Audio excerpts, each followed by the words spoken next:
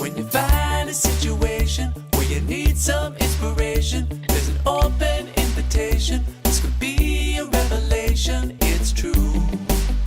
Well, do. All right, so this is going to be talking about branching forms, which I'm labeling as an advanced technique, but it really isn't that difficult. I think you just have to think about how you might actually use it in the classroom, and I honestly don't use it that often. So, it's added benefit if you know how to do it, and sometimes you might use it, but oftentimes it probably won't need to be used.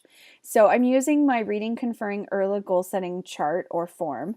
You do have access to this both in this section of the Canvas course as well as earlier. And I'm just going to show you kind of some of the things that you can do to help with your data collection. So the first thing I have here, not anything new, just the student name roster, right? And then we come down to this question: is the student successful at this level without any help?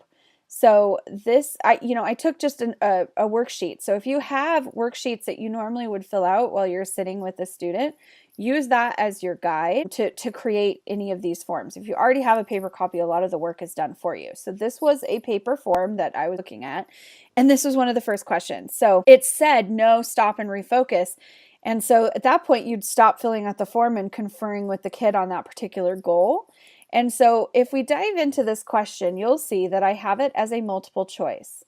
And then I went into the 3 dots in the corner and I said that I wanted to go to the section based on the answer. This is an option that only shows up in the multiple choice section.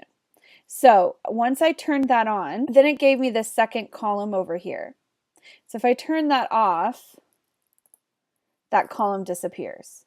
So if I turn it back on, then I'll know what to do. So as it says, no, stop and refocus the conference. Well, what I want that to do is to submit the form so that I can at least know that, like, for instance, if I sat with Gabby and then I realized as we started that she wasn't ready to move on and think about her goals, I knew that I had sat with her, and because it was entered into the form, it time-stamped. So I at least had that I sat with her at that time, but I didn't need to fill out any more of the form.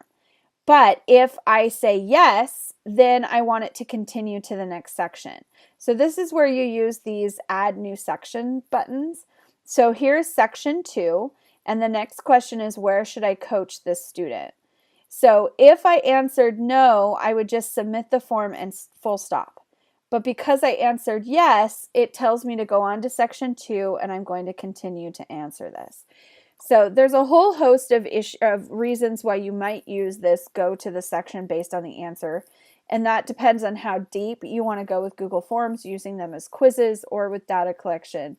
But just wanted to point that out, that is an option available to you. With